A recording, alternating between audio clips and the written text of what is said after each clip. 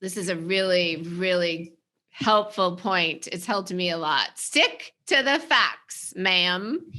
So this is all about, we've already talked about this a little bit already, but the idea of, okay, something has happened. I feel uncomfortable. And my egoic thinking mind may want to start attaching a story to what he or she did, or intentions to what he or she did, assumptions what he or she did. Oh boy, the egoic mind is off and running with these things.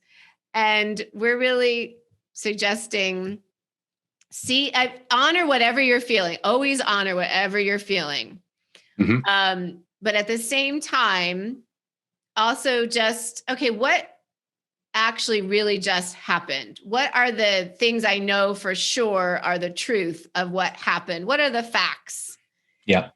And this can help us does not expand, exploit, aggrandize the illusions of what we think might have happened. So we're just really sticking to the facts. And if and when we talk to our partner about this particular situation, just as we talk about it, sticking to the actual facts. Oh, this happened, and then this was arising in me. I like that sort of orientation. Like, okay, this happened, and then this is what occurred within me.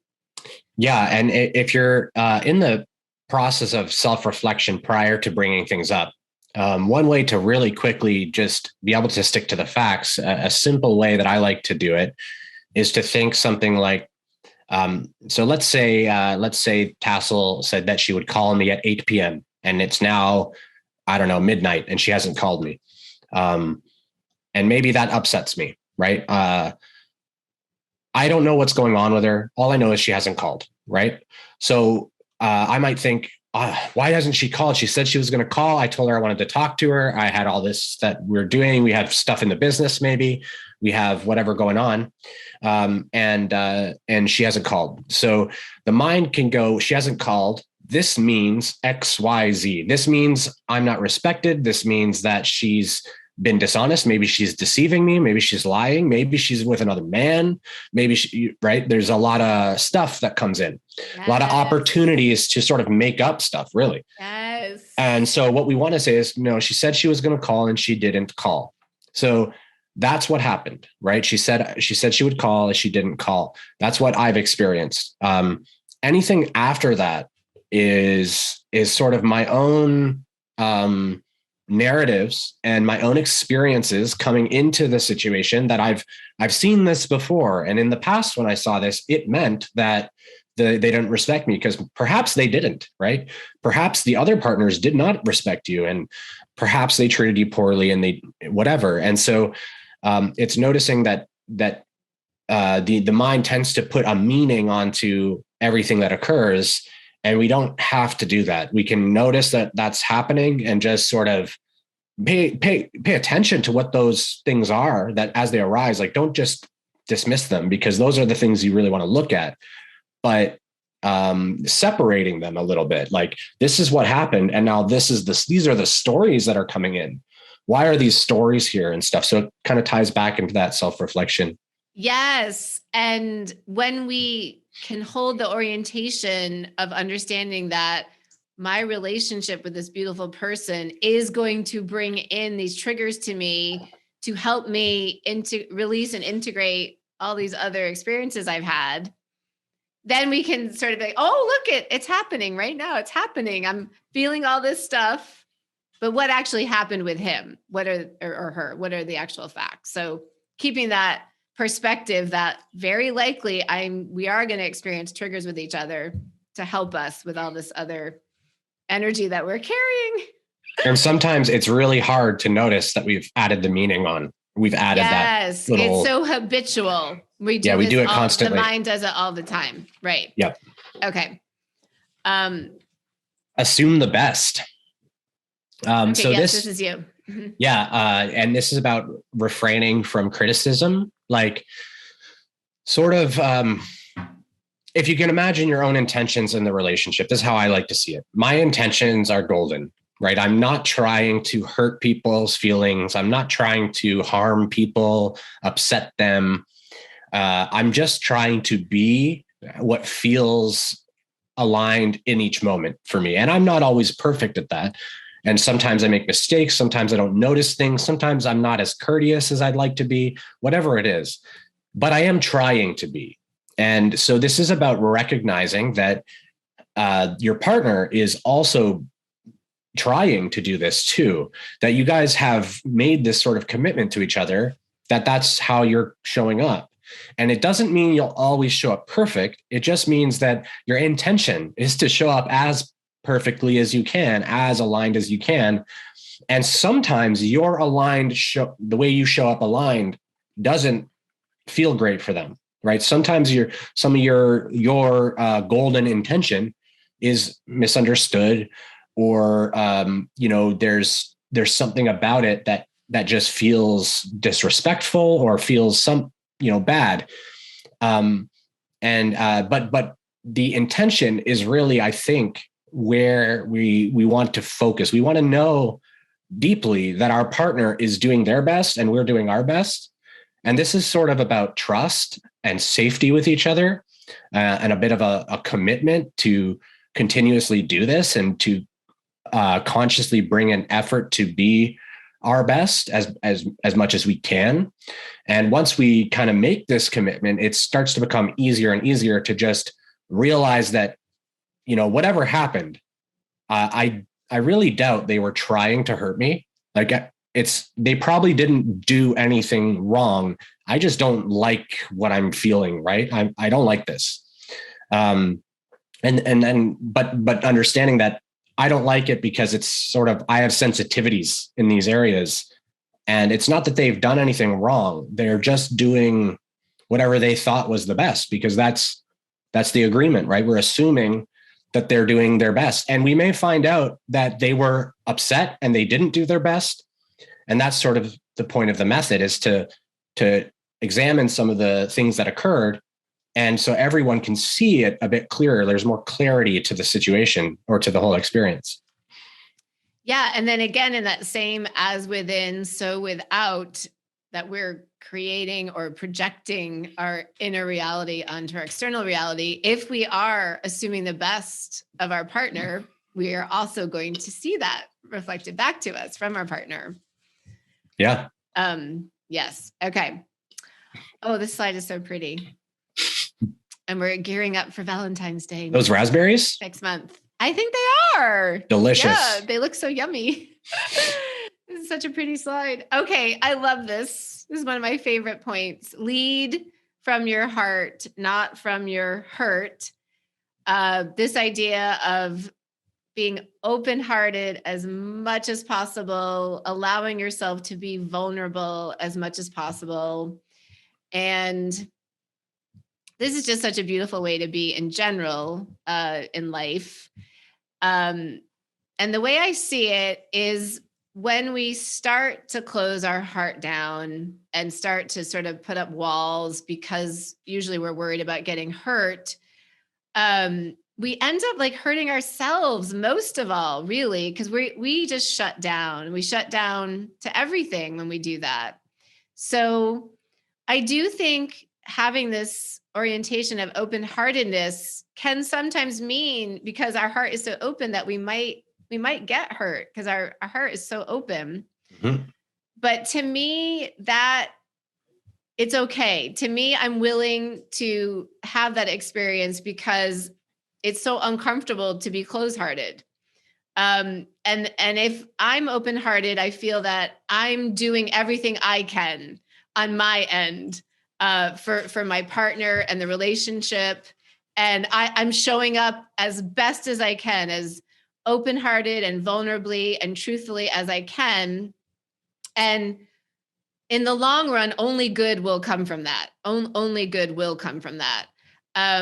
So I feel it's so courageous to be open-hearted, and is such a beautiful model for everyone, who is around you. And it feels so pure. So, and even if you do get hurt in your open-heartedness, there's still like a purity, even to the hurt. Like I did the best I could. Maybe I didn't receive what I might have wanted, but I did the best I could. And really, that's all we can really fall back on anyway, is our own behavior in this lifetime and in any lifetime. So I just think it's so courageous, and just take it as a win when you're able to just really be open-hearted with your partner and, in other relationships as well. Yeah. And, I just want to say that an open heart essentially means that you don't have boundaries to receiving love as well.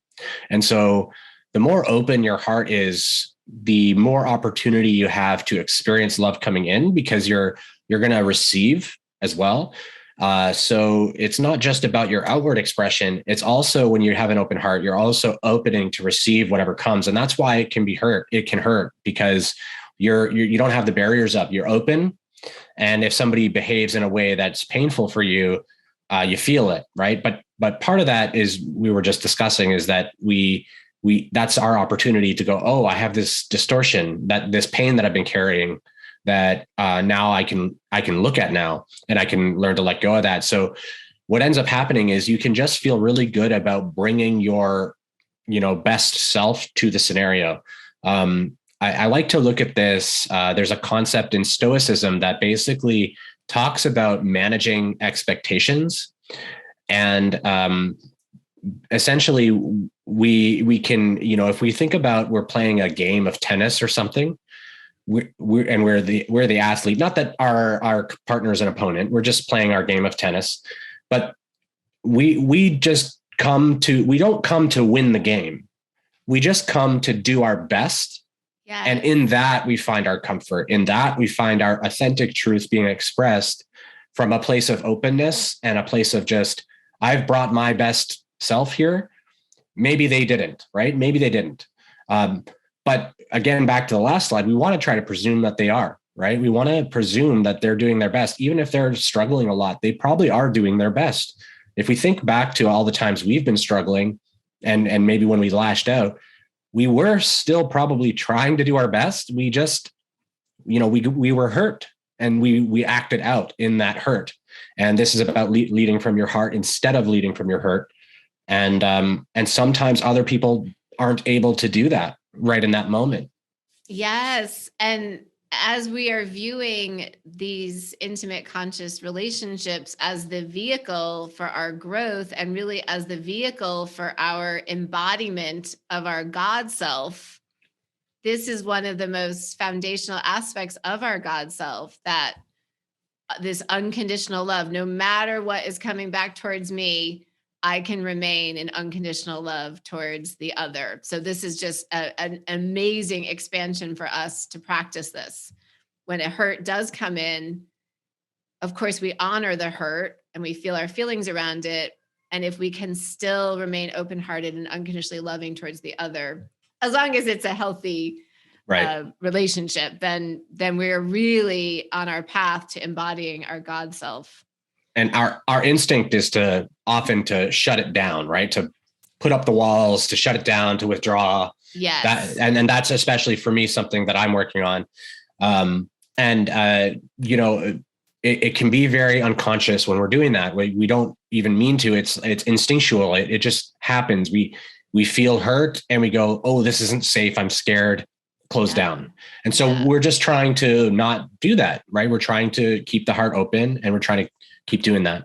Yeah. And just one other quick point here, in point number 3 of the inner work, and talking about being able to be comfortable with our discomfort, with our own feelings. This is really the same practice. If we're open-hearted and some hurt comes in from the external, becoming comfortable with that experience, that's okay. It's okay that happened, and I can hold it. I'm big enough.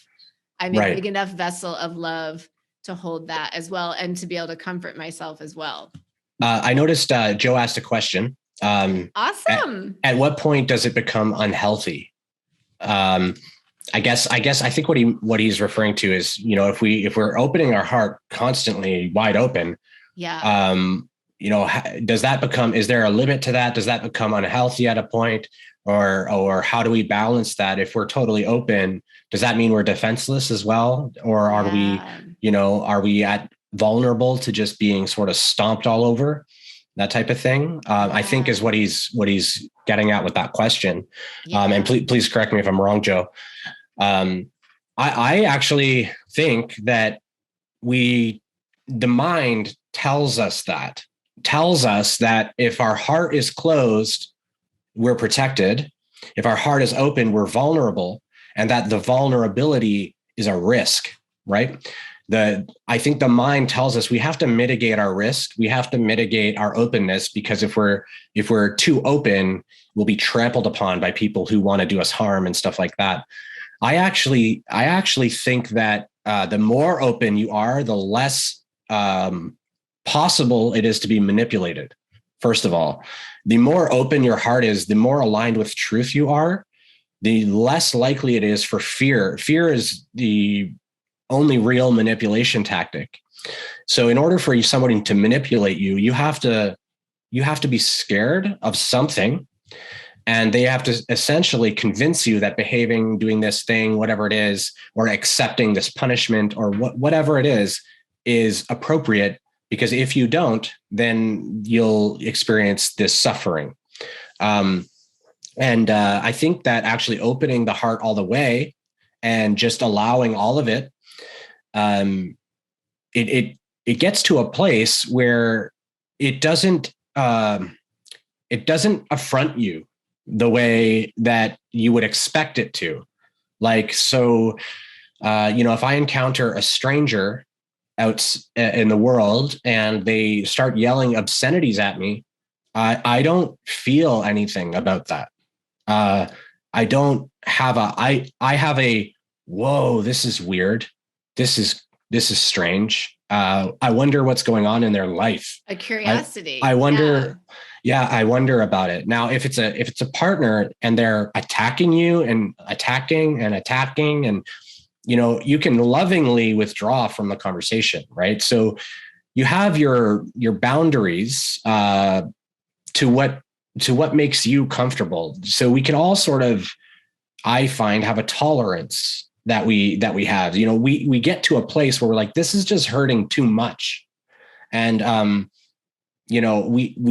we can withdraw lovingly. We can lovingly say, I love you, but it feels like I'm being attacked, and I don't feel comfortable with how this is all going, and we can step away from it. So we're sort of using the heart and our internal guidance as the decision factor as to whether or not we're going to accept this type of stuff or not. In the most extreme examples, we can think of Jesus, who accepted everything to his physical death. He didn't defend himself in any way. And that is, the most extreme and the most pure openness of heart. But if we're talking about relationships, are they going to kill you? Right? Like, are they going to kill you and turn you into a martyr for having your open heart? No, they're not. At least if you're in some type of healthy relationship, if you're not, then this method's not really going to work anyways. So, and I think we open our heart in stages. I think this is a scaffolding process. I'll just speak for myself that it's a muscle in a way that we develop, that we practice, and we get better at it. And a certain type of hurt may come in. It may be super painful, and it might take us a while to sort of deal with that, integrate that. But then the next time a similar level of hurt comes in, it's easier, and we can just hold more and more and more. So I think it's something that we expand as we move fully into our God self. And along the way, it's very helpful to set boundaries when it's just too much for our precious heart to handle. Yeah, So, exactly. and so just as you said, Sean, just you will know from your own guidance when something kind of needs to be shut down, boundary wise. Yeah, Yeah.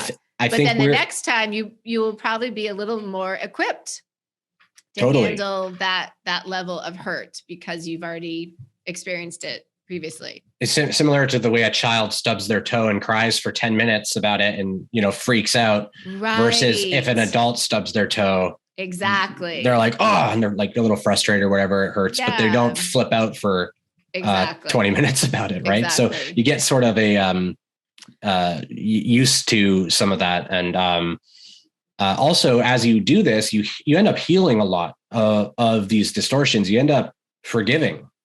Yep. And when a forgiveness is applied, that same activity doesn't hurt you. And that's why the stranger yelling at me could call me a fat, ugly idiot outside. And I would go, whoa, that's interesting. Yeah. There was a guy in Nashville making fun of my hair and stuff because I went like this because it was in my face. And he was a bald guy, started going like this and making fun of me. And I just thought it was hilarious. It's funny to me. So but we have our own rates and we have to trust our guidance and set the boundaries where we feel is appropriate for us. And basically, and trust ourselves. Your higher self is just giving you those cues like, okay, this is a bit much. Let's set a boundary here. Yeah. You'll know this is enough. Very clearly. This is enough. And then it's just the best thing to try and do is to try to depart with as lovingly as you can, with as much grace. Yeah. And I have, I'm not happy to admit this, but sometimes I just hang up on the phone or I'm like, nope. And I'm just gone. And it's not very loving. And so that's why I'm saying, try to lovingly depart. But sometimes it's too much and you have to leave.